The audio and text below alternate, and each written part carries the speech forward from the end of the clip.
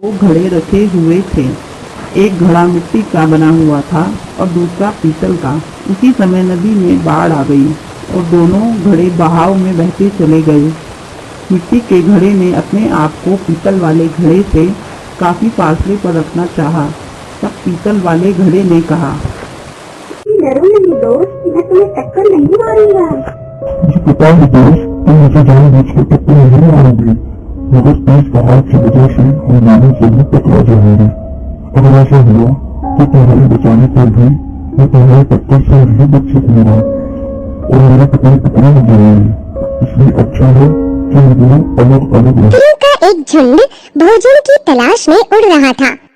उन्हें कुछ दूर एक पेड़ के नीचे चावल के दाने दिखाई दिए। कबूतरों का झुंड चावल के दाने चुगने के लिए नीचे उतरा और जाल में फंस गया। कुछ देर में एक बहेलिया वहां आता हुआ दिखाई दिया। तब कबूतरों के राजा ने सब कबूतरों से जाल लेकर एक साथ उड़ने को कहा। सभी कबूतर जाल को अपने साथ लेकर उड़ गए। कबूतरों का राजा झुंड को लेकर अपने दोस्त चूहे के पास पहुंचा। अपने मित्र और उसके साथियों को जाल में फंसा देखकर चूहे ने अपने तेज दांतों से जाल काट दिया। कबूतर मुक्त होकर चूहे को धन्यवाद देकर वापस लौट गए। कुछ दूर घूमने के बाद उसने एक नदी देखी और उसे देखकर प्रसन्न हुई। वह पानी पीने के लिए एक छोटी सी चट्टान पर चढ़ गई, लेकिन वह फिसल कर नदी में गिर गई।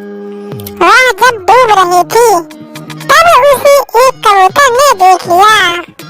वह कबूतर जो कि पास के ही एक पेड़ पर बैठा हुआ था, उसने उसकी मदद की। चींटी को संकट में देखकर कबूतर ने झट से एक पत्ता पानी में गिरा दिया।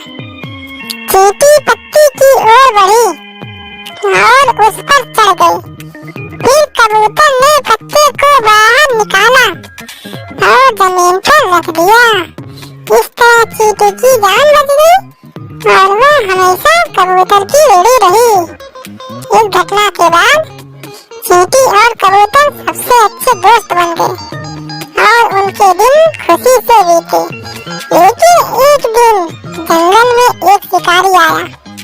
उसने पेड़ पर बैठे सुंदर कबूतर को देखा और अपनी बंदूक से कबूतर पर निशाना साधा। यह सब वह चींटी देख रहा था जिसे कि उस कबूतर ने बचाया था।